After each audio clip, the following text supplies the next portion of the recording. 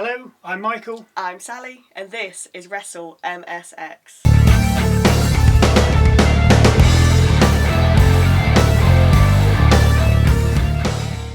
Cody Rhodes opens the show thinking about who he wants to defend his title against at Bash in Berlin, when he's interrupted by Solo Sikoa and the Bloodline.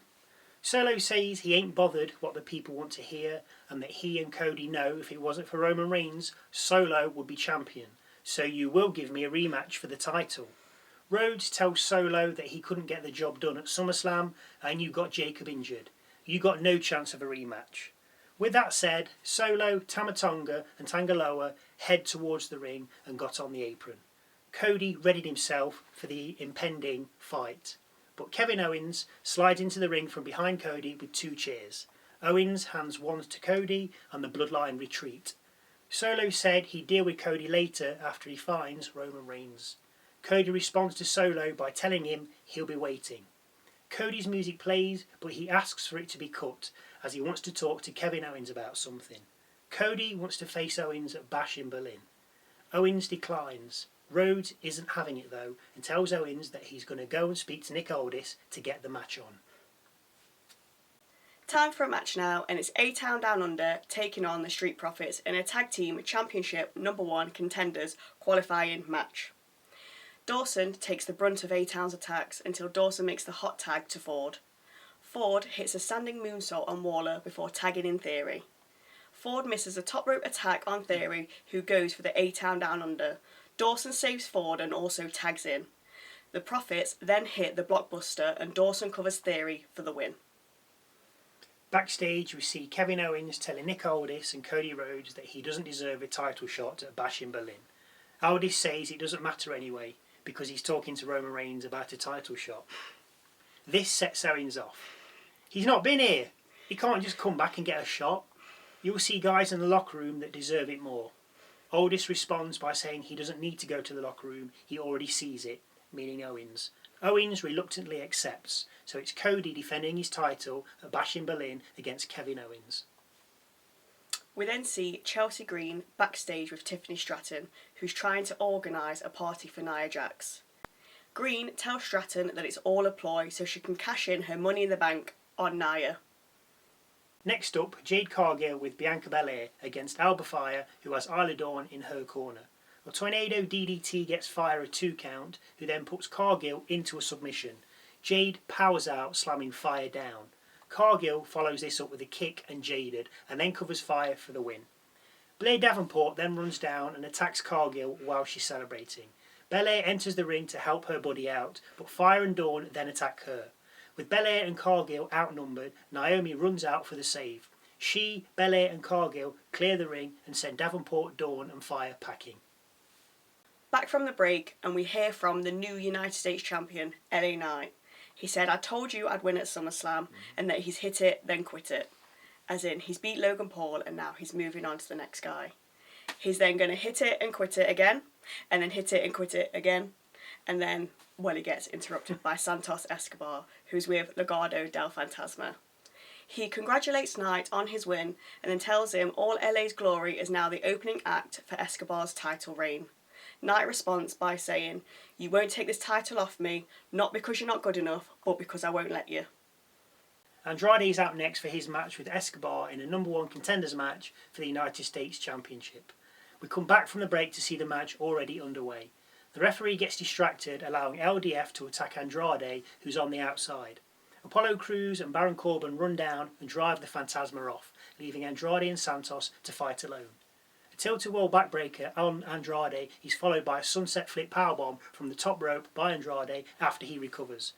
Andrade then sets off for a double knees to Escobar in the corner, but Escobar escapes the ring, rolling under the ropes. Andrade moonsaults to the outside from the middle rope and then throws Santos back into the ring, hits him with a crossbody and gets a 2 count.